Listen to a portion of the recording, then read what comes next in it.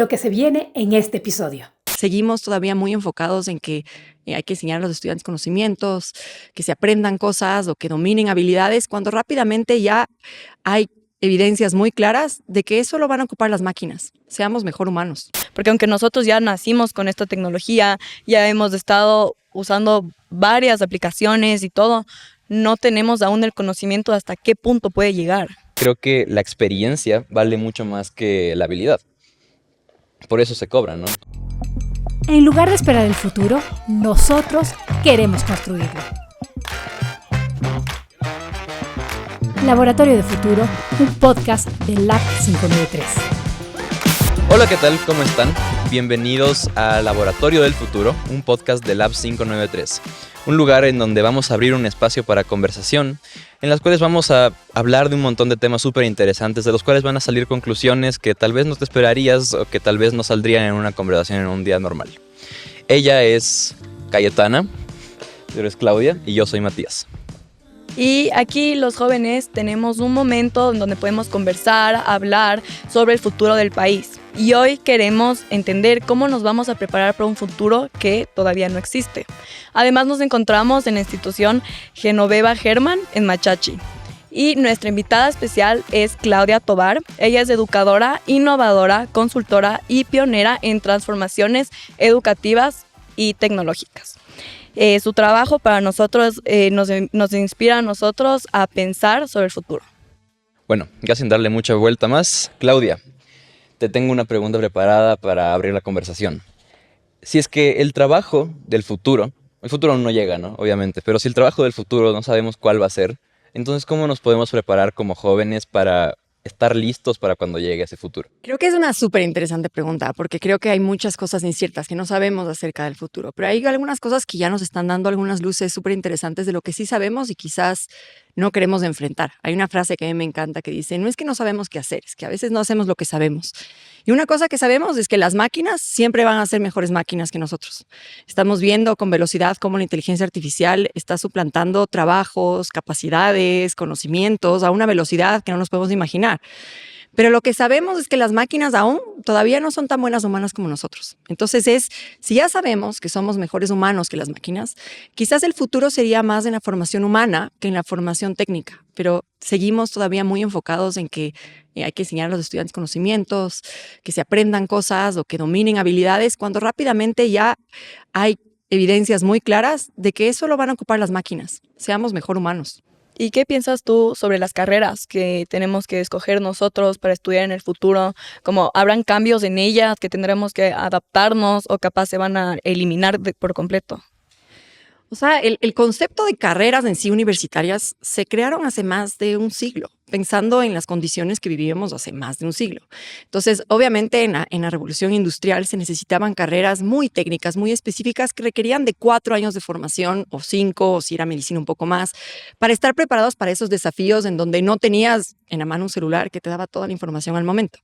Lo loco es que 100 años después, mantenemos la misma estructura para un mundo que obviamente está cambiando a una velocidad que no podemos ni siquiera imaginar. Entonces, creo que ahorita les estamos poniendo a los jóvenes un desafío súper difícil, porque además les estamos pidiendo, ok, Cayetana, Matías, escojan una carrera que además pretendemos que sea como la formación o la elección más importante de su vida para el resto de su vida. Perdón, porque además lo que nosotros escojamos ahorita realmente puede que no sea lo que terminemos haciendo, ¿no? Y si es que el trabajo del futuro vamos a ser reemplazados en muchas áreas de trabajo, sobre todo cosas que se pueden automatizar, como ya han pasado con las fábricas o cosas sobre programación también. Es muy fácil reemplazar un humano en programación teniendo una inteligencia artificial que lo hace por ti. El tema es que yo creo que deberíamos apelar más a lo que dijiste al inicio, más a la humanidad, más a la experiencia, más al sentimiento. Porque claramente hay un montón de ejemplos que te podría poner sobre trabajos que se van a desaparecer por completo. Ahí me trabé.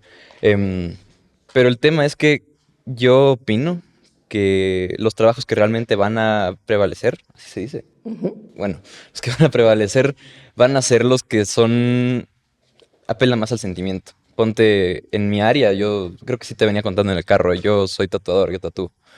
Y realmente es algo que se puede reemplazar muy fácil. O sea, puede venir una máquina y puede hacer el tatuaje en mucho menos tiempo de lo que puede hacer el humano. Pero el tema es que ya habiendo esa máquina, siguen habiendo un montón de personas que eligen hacerlo con una persona. Porque creo que la experiencia vale mucho más que la habilidad. Por eso se cobra, ¿no? O sea, también creo que ya les conté antes, hay una mujer en China, me parece. No sé bien la ciudad, perdóname. Pero es una chica que es la tatuadora más vieja del mundo. Va como que un montón de tiempo haciéndolo y es como te das la experiencia completa, ¿no? O sea, el trabajo de ella, porque si bien podría hacer el mismo tatuaje un man X en cualquier otro lado del mundo, ¿por qué la gente va con ella? Porque su trabajo no es el tatuaje, realmente. Es experiencia. El tatuaje es la experiencia y ver, ay, que digo el tatuaje, el trabajo.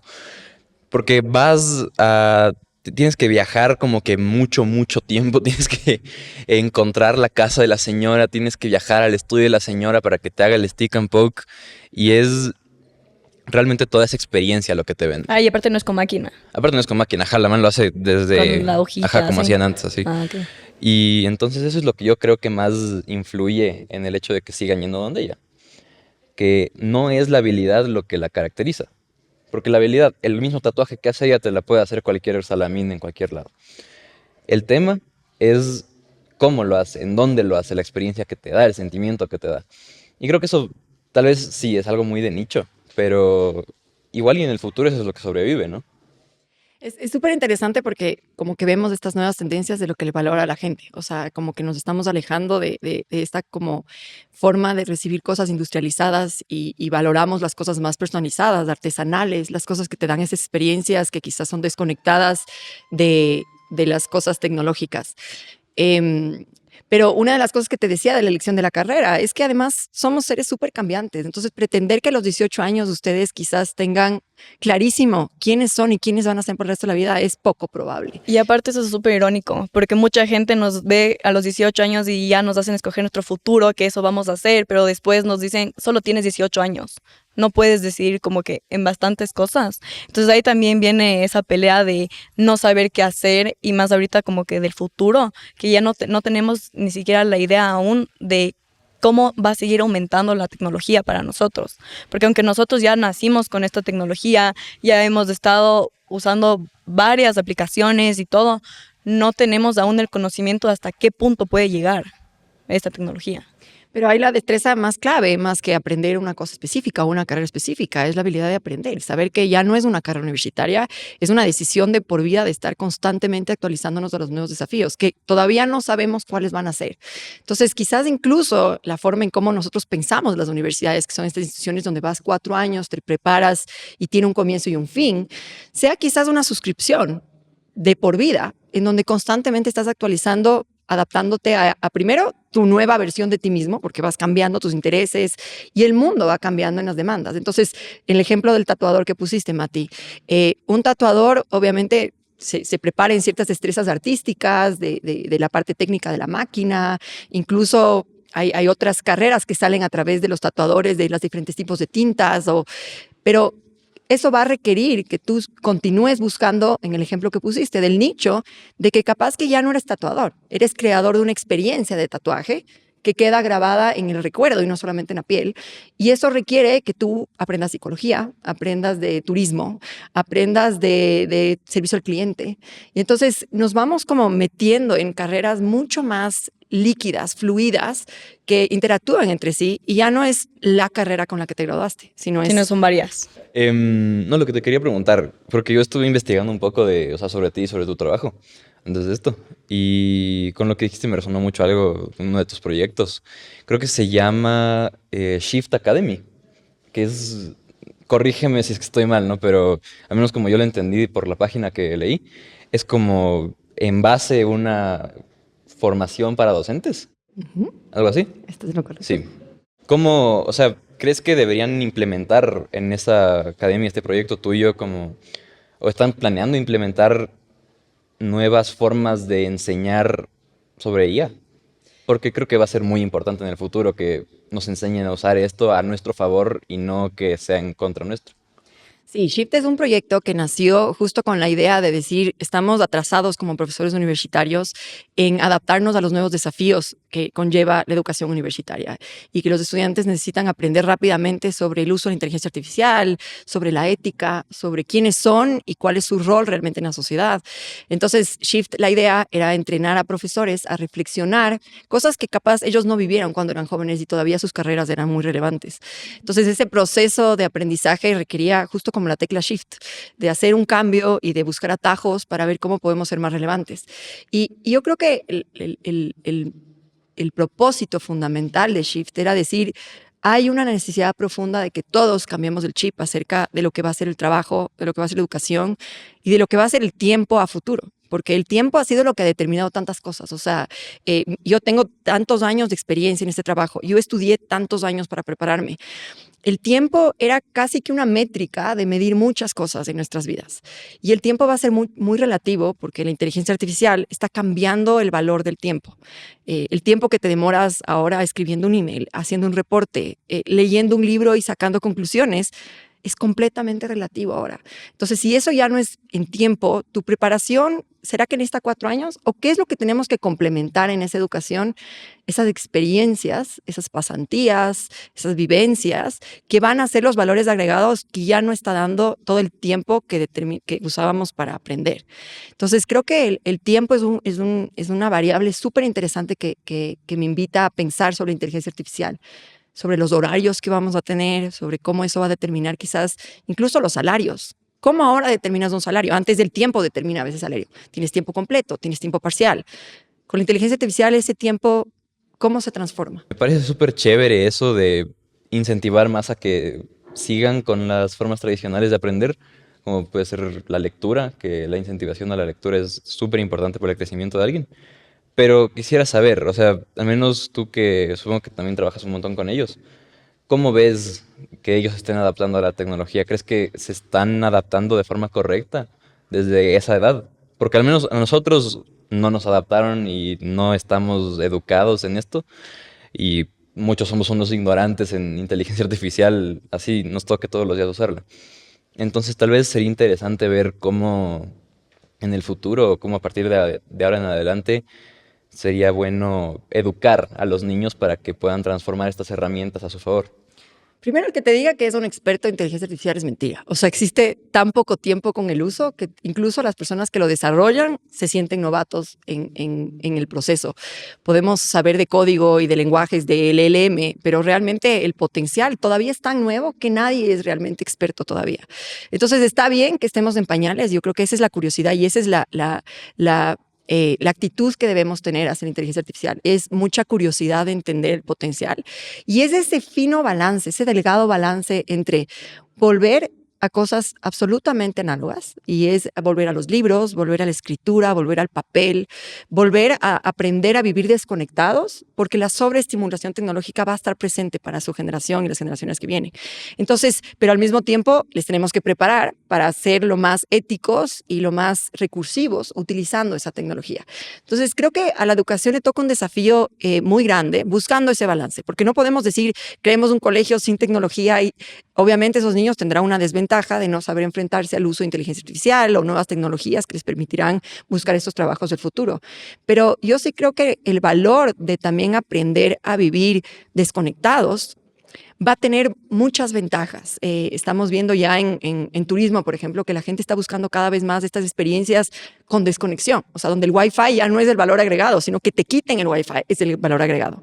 Entonces, son esas experiencias mucho más naturales que vuelven a nuestras raíces de hablar como seres humanos cara a cara sin una pantalla. Y ese valor debemos insertarlo como una experiencia escolar, que los niños se acostumbren a relacionarse. Hay ahora reportes y estudios de cómo las nuevas generaciones no saben hablar en persona, son mucho más fluidas a través de pantallas, a través del chat. Entonces dice, yo puedo hablar con mis amigos, pero me gusta más hablar con ellos por chat, no puedo hablar cara a cara, me pongo nervioso. Ya incluso se ven generaciones que ya no saben cómo levantarse una chica si no es a través de estas nuevas formas. Entonces creo que si queremos vivir con esta humanidad que nos caracteriza y con las emociones que vemos que es nuestro más grande valor agregado ante las máquinas, la inteligencia emocional resulta ser casi igual importante que la inteligencia artificial. Entonces son estas nuevas inteligencias que están saliendo las que la educación debe poner muchísima atención. En el colegio nos enfocamos, o sea, no podemos usar el celular en ningún momento del día. Tenemos que llegar al colegio y guardarlo en la maleta. Porque si no te quitan y te quitan un día entero y al día siguiente tienen que ir tus papás a recoger, tú no puedes recoger tu celular. Pero normalmente, o sea, a mí no me hace falta tener el celular, solo literalmente a veces es por la hora, pero de ahí estamos en el recreo, que estamos con todos, o sea, yo en mi colegio en verdad no he sentido ninguna desconexión como que de humanidad, sino sigue siendo lo mismo que era antes. Solo que hay en ciertas cosas como en materias o en investigaciones que sí es necesario a veces utilizar ya la inteligencia artificial, porque no nos dan al 100% de estas herramientas educativas que tenían hace siglos, donde eran completamente más estrictos en su manera de enseñar y en que los estudiantes aprendan. Sino ahorita ya es mucho más tranquilo de como era antes y nos dan una imagen como de que ya muy superficial de lo que nosotros tenemos y no podemos buscar como en internet, así. Y ahorita igual ya les sale hasta mal porque Google ya tiene su AI ya planteado. Entonces, si tú buscas cualquier pregunta, ya te va a dar sin necesariamente meterte a ChatGPT. Entonces, ya es una cosa que se está adaptando ya a todo lo que vivimos, que yo siento que los colegios deberían ya comenzar a hacer exactamente lo mismo. Claro, o sea, porque también creo que lo satanizamos mucho. El uso de la IA y lo vemos como, eso lo copia, pero en realidad no. O sea, en realidad se pueden hacer un montón de cosas increíbles con esto. O sea, recién estaba viendo un artículo que decía que Google había implementado una IA, no me acuerdo exactamente el nombre, qué pena, pero era algo como Sign, algo así, no sé.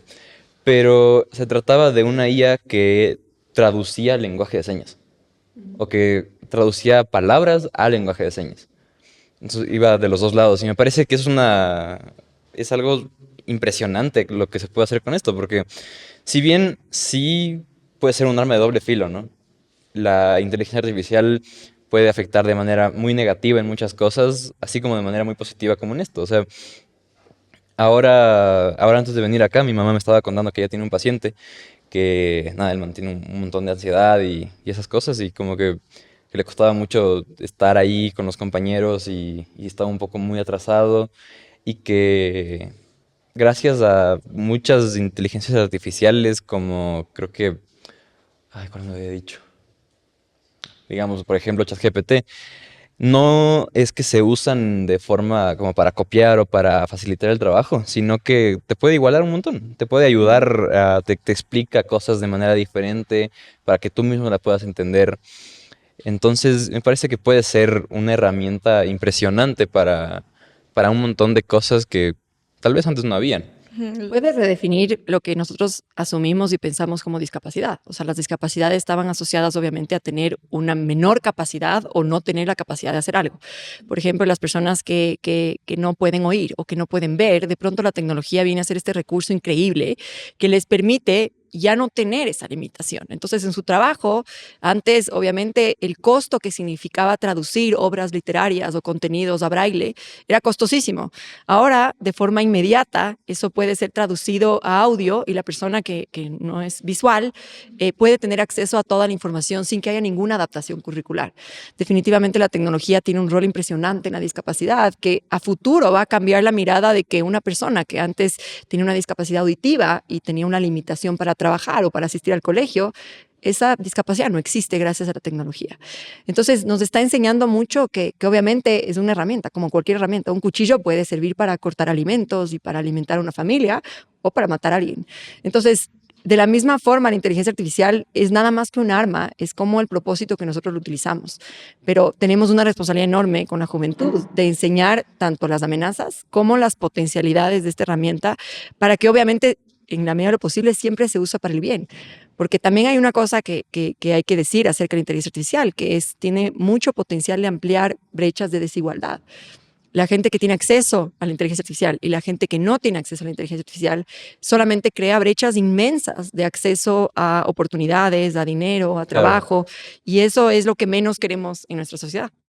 Imagínate un Ecuador, digamos aquí en Ecuador, un país en vía de desarrollo, en el cual no estudias para llegar a una meta en específico, no estudias para trabajo. llegar a un trabajo. Estudias y trabajas para seguir aprendiendo por tu misma curiosidad personal. ¿Cómo crees que se vería eso? ¿De qué formas crees que se podría relacionar el aprendizaje?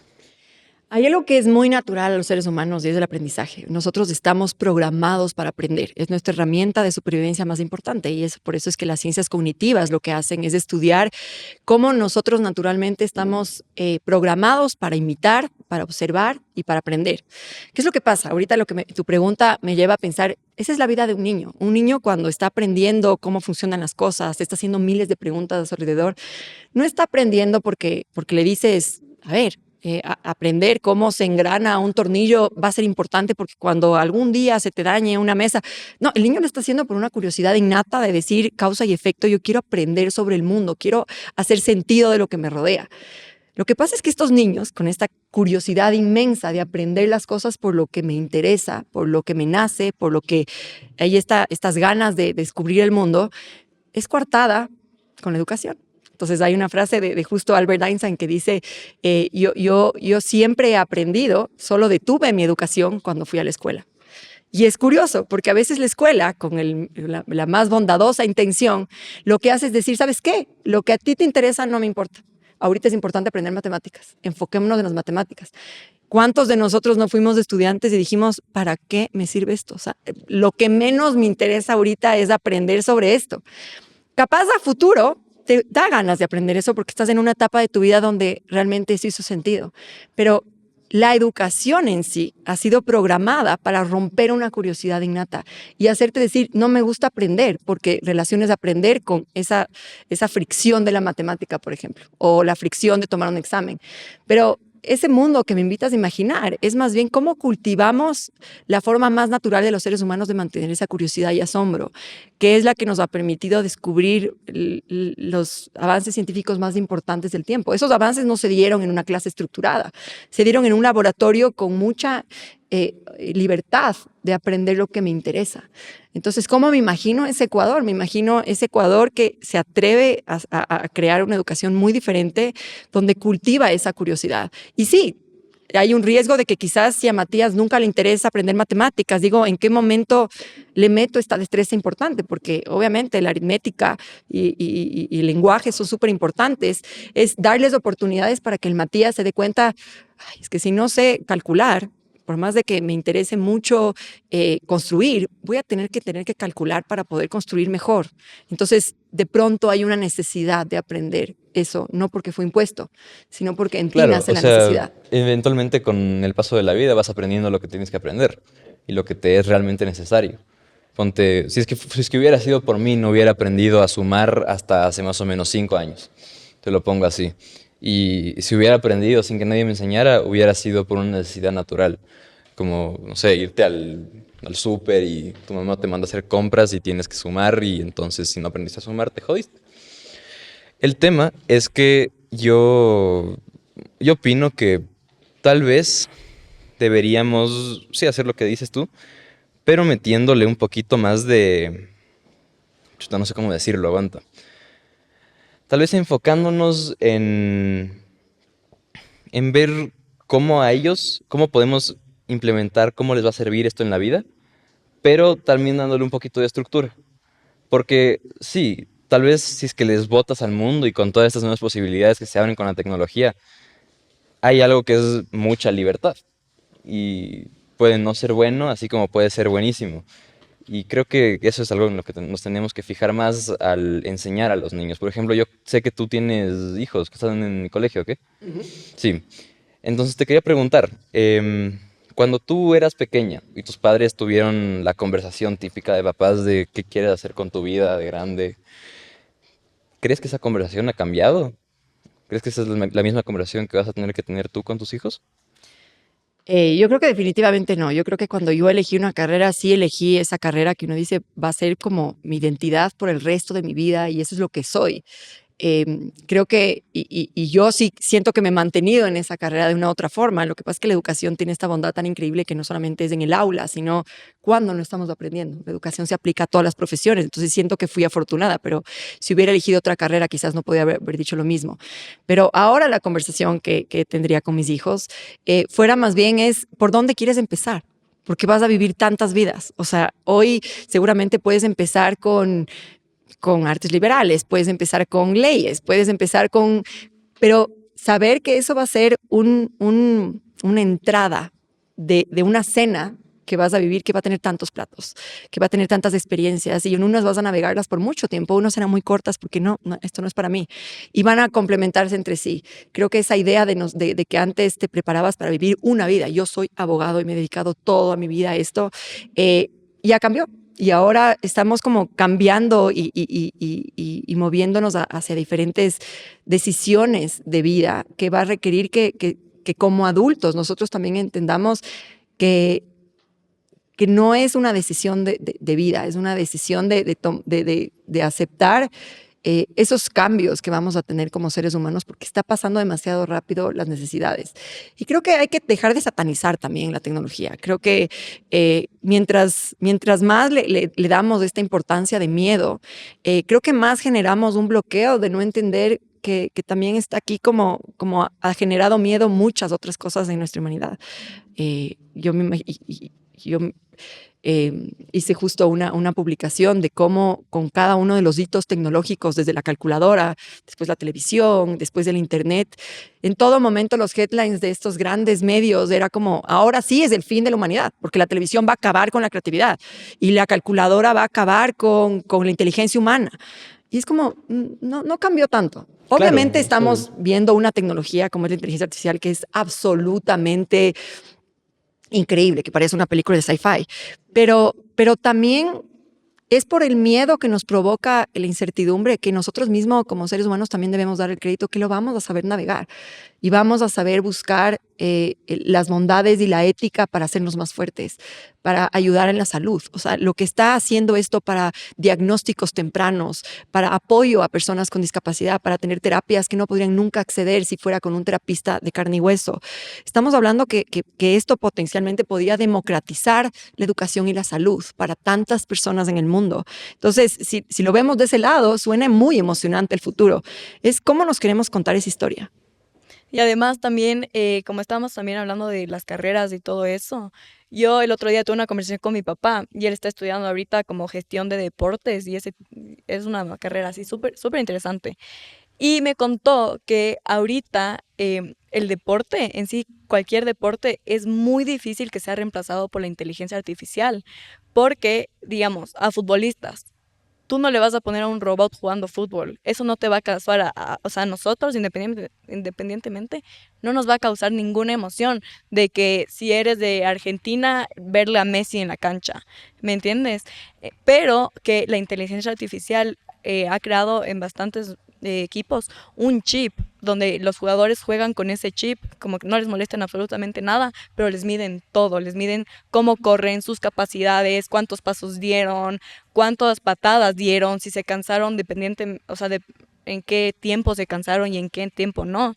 Y o sea, en base a esos datos es en el momento en lo que ellos pueden decidir cuánto vale cada deportista, o sea, cada futbolista para venderlo, digamos, a otros equipos.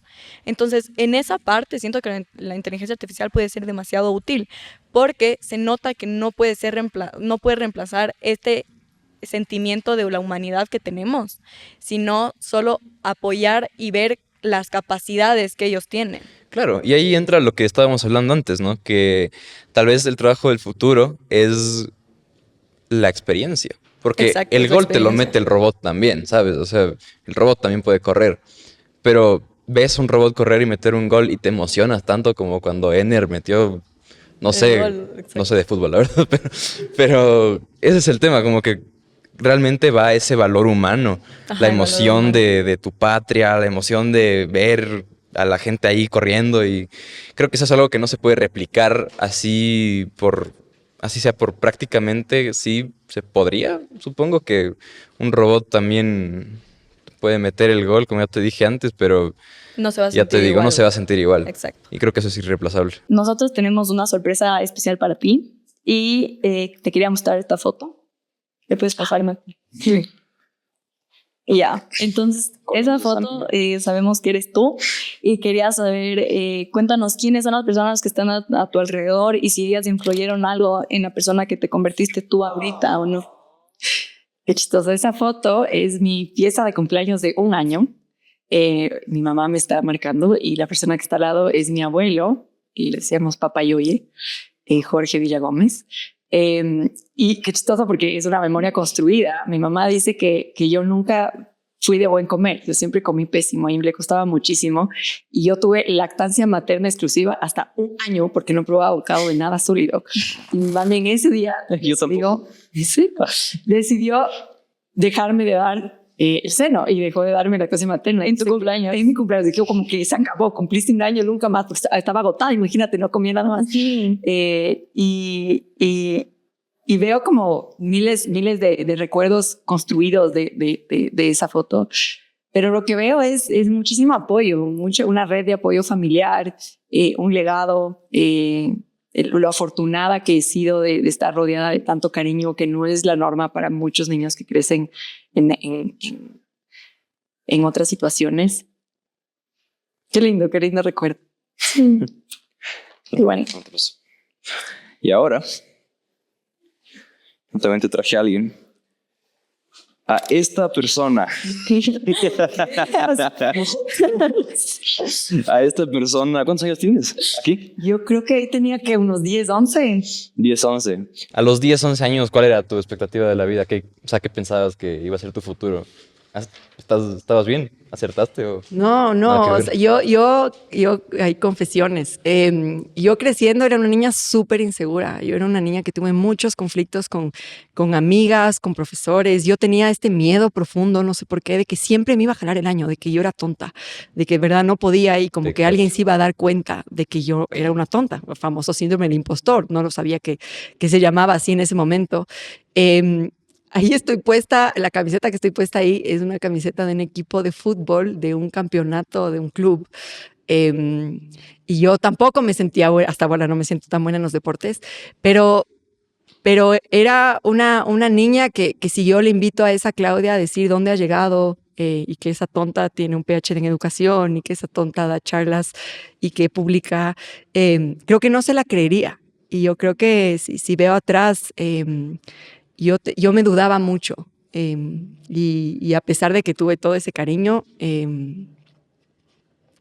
quizás tomó muchas evidencias propias de yo misma recolectar esas evidencias para decir, hey, capaz no eres tonta, capaz no te estás haciendo la tonta, capaz hay muchas evidencias de que eres muy capaz y que puedes hacer lo que te propongas. Y si es que pudieras ahorita regresar en el tiempo, y pudieras traerle a esa persona todas las herramientas que hay hoy en día. Pudieras traerle ChatGPT a tu niña de 11 años. ¿Cómo crees que los hubieras utilizado? Uy, qué buena pregunta. Creo que agradezco mucho haber tenido una niñez desconectada, ¿saben? O sea, sí creo que a ustedes les toca una vida y un crecimiento desafiante. A pesar de los hermosos recursos y lo que hemos visto del potencial de la tecnología, sí siento que el valor de haber tenido una infancia quizás sin muchas comparaciones de redes sociales, quizás ahí mi preocupación más grande con hacerme amigas era como, no sé, tal vez no me quiere. Ahora es muy evidente y al día siguiente sabes si el like estuvo o no para confirmar esas ansiedades y esos miedos. Esa infancia desconectada te permite quizás tener otro tipo de experiencias de lecturas emocionales, de relaciones interpersonales. Como lo que hablábamos antes, ¿no? Lo del ciberbullying. Ajá. Que tal vez ahora es más fácil darte cuenta de cosas que antes no. Ajá. Como lo que me contabas de este programa de la llave, qué significaba, que En la serie no sé qué adolescente. cosa, ajá. Ajá.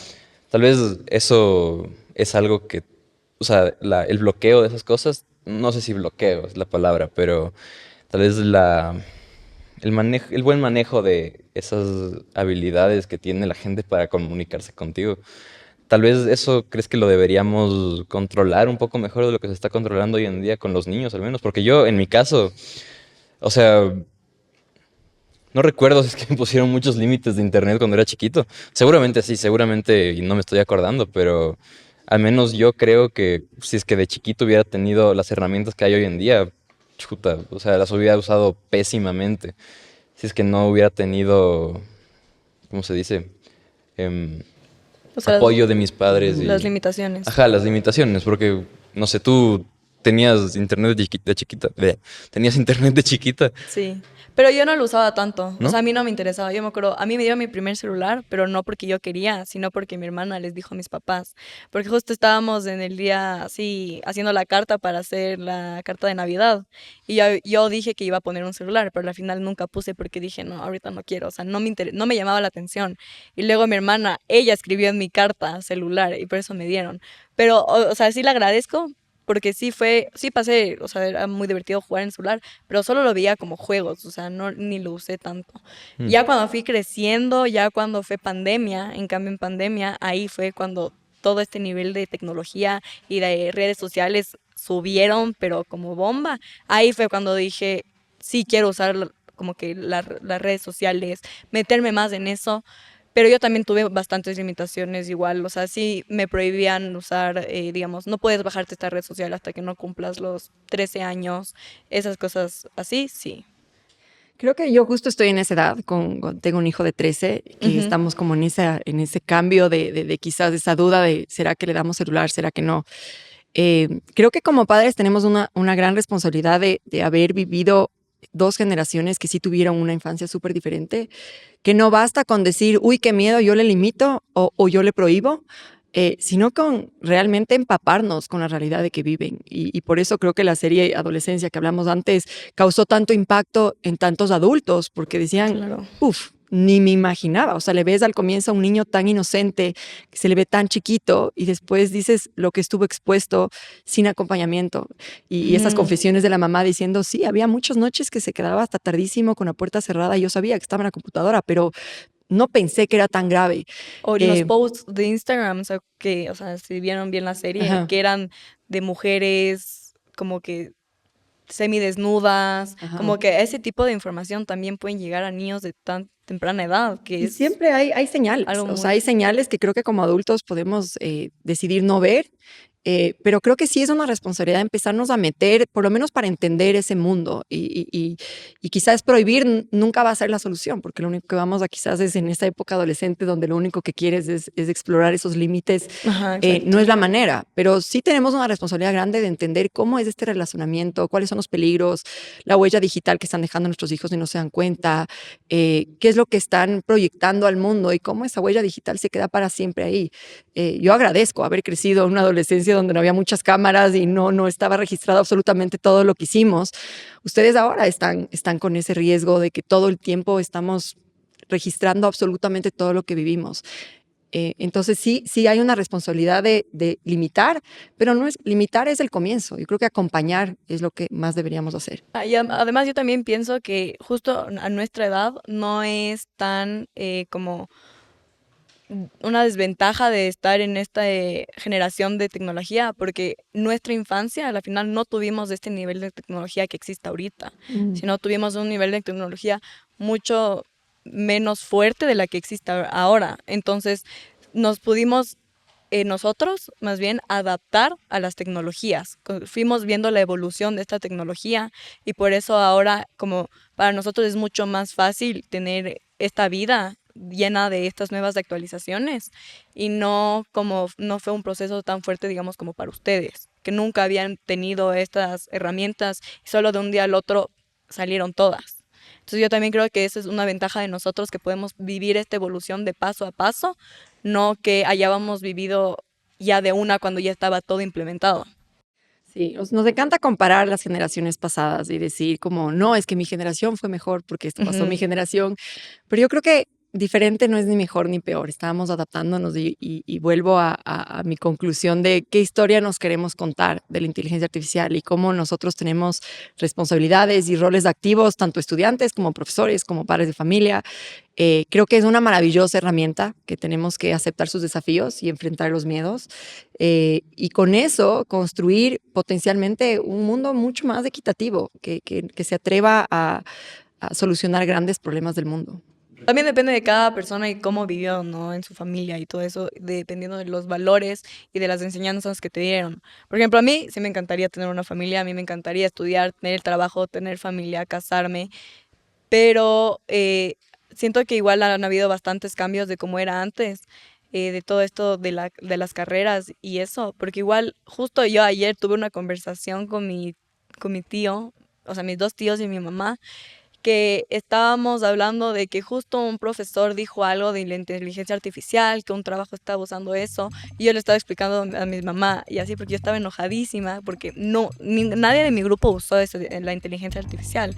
Luego fuimos donde él ya comprobó que no, que él se había equivocado, pero ahí mi mamá me dijo, pero por ejemplo yo no tenía esos problemas. A mí me tocaba ir a la biblioteca a buscar tal libro, tal diccionario, lo de ni siquiera los sinónimos, y que ahí sí era imposible ver como que tú estás haciendo plagio, lo que sea, porque aparte no podían obviamente transcribir absolutamente igual de lo que tenían en el libro, pero que ese era su trabajo, o sea, como que tenían que ir a investigar en libros y en todo, y ahorita nos facilita bastante tener ya a la mano solo esta conexión, pero en mi caso se nota como esta conexión que tenemos con la tecnología tiene que ser, como dijo Matías y como lo hemos dicho antes, como una herramienta para que no nos pasen estos temas de plagio o de que estás limitando tu creatividad o limitando tu razonamiento.